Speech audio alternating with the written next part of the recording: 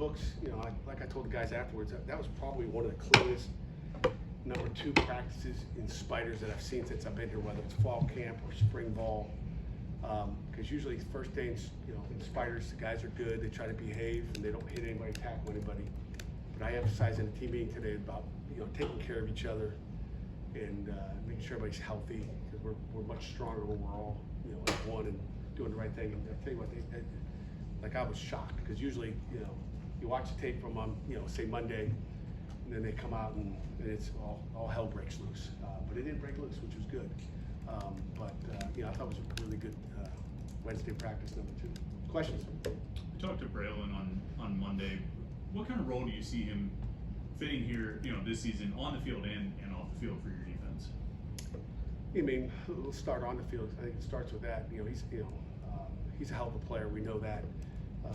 Obviously played a bunch of Mike last year. I think North Carolina State was the one game we put him into the money spot. But Braylon, like a Servasi Dennis, is capable of playing all 3. So we're always going to find our 3 best linebackers. I think our 4th best linebacker going into last season was Jeremiah Marshall, who's back, feeling good, healthy. We're just going to get our 4 best on the field. So whether it's Braylon plays to the field, to the boundary, or Mike linebacker, we're always going to put our best guys on the field. So I think that answers that question. As far as just the leadership wise, he needs to step up. He's a quiet guy. He does his job. He plays hard. He probably took as many snaps as anybody on defense last year. Didn't miss a game, so he's always available. He could step up his leadership wise, because people listen because they trust him. Now, you guys have had some success with FCS recruits. What kind of hat do you wear?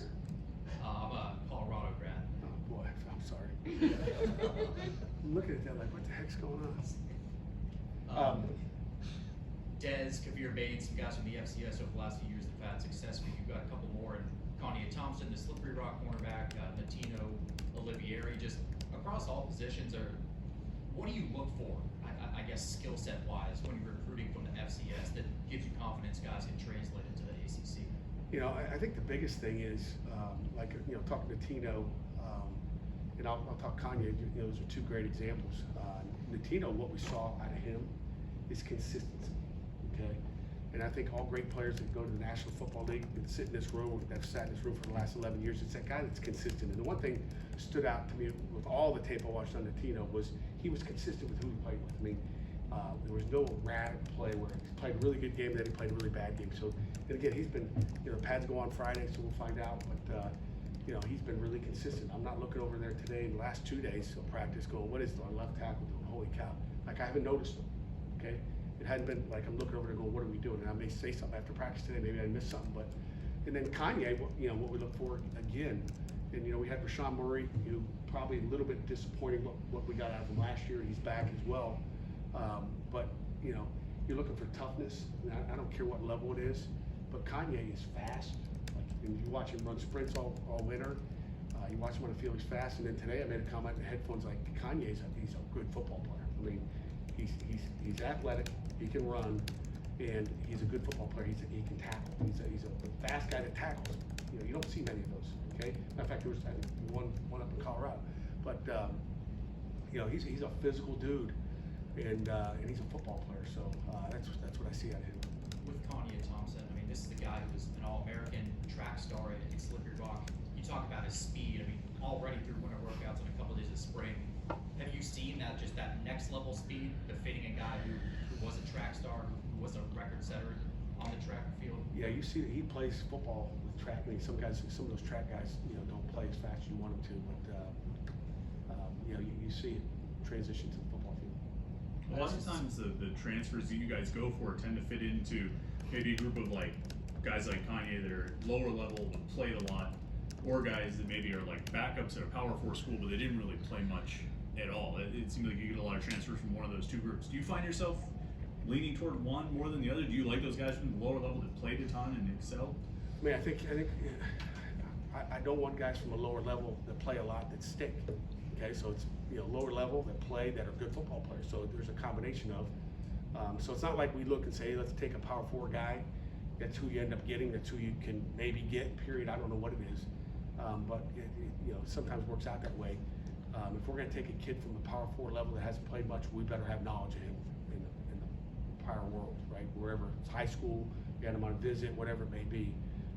So, I mean, it's a little bit, there's not, the most important thing about, our transfer portal class is evaluation. And everybody talks about speed dating and all that. Like I told you, Monday, the first kid we had brought in, we didn't take. Okay, he wanted to come, we didn't take him. And again, liked him on tape, didn't like him, the rest of the package, I guess.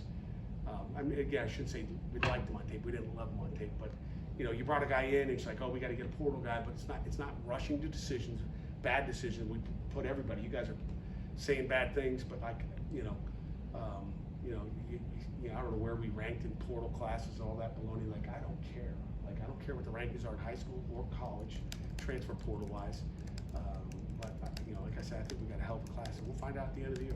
That's when you really get evaluated.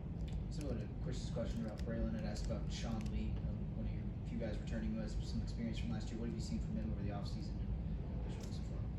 Sean Lee's done he's done an outstanding job so far, 2 days in, and we just got to keep progressing. So, we got a lot of guys. I mean, you say one of the few. I mean, look at we got a lot of guys with experience that are back. You look at Ghost, Fitzsimmons, there's my other nose tackle, Nick James. I mean, we got a lot of talent. And I tell you what, we don't practice like we got a few guys, 2 guys returning.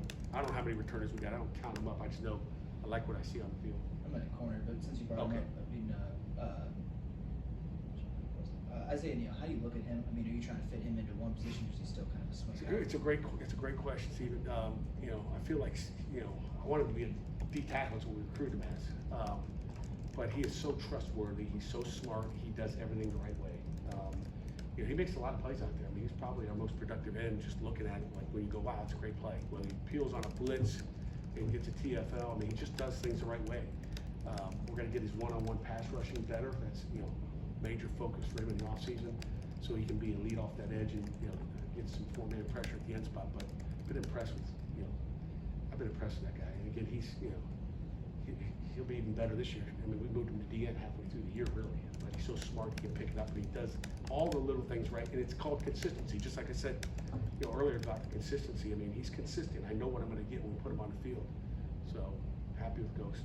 Pat, you lost a good amount of guys in the safeties room and didn't bring a ton in either. What is it about that group early that made you think, like, yeah, we don't need necessarily someone out of the portal? Yeah, I mean, if we lose an older guy out of there, then then we'll, as far as in the portal, I think guy didn't play very much at all back there. But we've got some young safeties that we have talent. And I like those high school guys we have in there. I mean, Josh Guerriere is going to be a great player. He's probably lining up with the ones right now. Tony Ford, I mean, he's well out there.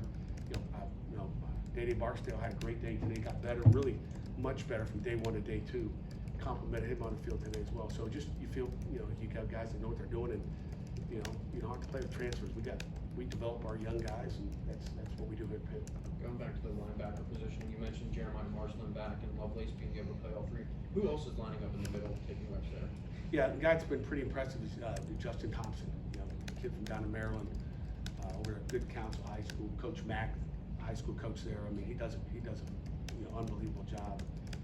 So I've been impressed with him so far. His communication, he's big, he's physical. If you take a peek at him, he's a guy you just want to eyeball, walk by him in practice, just to see what he looks like. But he's a physical guy, and I can't wait to see the pads come on with him. But with him and Jeremiah, that makes us better at that Mike position for sure. Keep them both healthy. What have you seen out of the running back room so far? Who are the guys that are standing out there? Yeah, Sinquan or Bop, he goes by Bop. We got Boosie, we got Bop. I don't know who the other guys are, but nickname, and then you got Brown, I guess. Jalen's still, we're not pressing him too fast. We want to take it easy on him, so he's getting a lot of individual, but he looks really good. But Bop's doing a nice job. Lavelle still coming off an injury from Western. I think he'll be full go next week. We're just not rushing him out there to get him hurt fast, but we're excited about the guys in that room, and obviously Boosie. We feel good at our depth. Does Lavelle stand out just when you look at the group? I mean, he seems like a lot bigger than everybody else. Yeah, again, just as you recruit, you're trying to look for different, that bigger back, that Daniel Carter type dude. But this kid can run. He's good. He's a super kid. You guys got a chance to meet him. He's got leadership skills. He's big. He's fast, and he's smart. I can't wait to watch him go. It'll be just even for our defense. We play some bigger backs. It's nice to have a bigger back for a defensive guy that you have to tackle. daily basis instead of, little, Des Reeds and Boosie's. And now Boosie's about 190 pounds. He might be 195 by next fall. He's big, strong, and confident. What the conversations, the collaboration with Corey Sanders looks like over the last couple of months since he's gotten settled in the coordinator's chair? You know what? There was no hesitation in making that hire. I knew. Matter of fact, I don't know if I told you this, guy. We have a great family here. I told our guys probably 2 weeks before the bowl game, before you guys got the announcement that move was being made, and not one word peeped out of this room.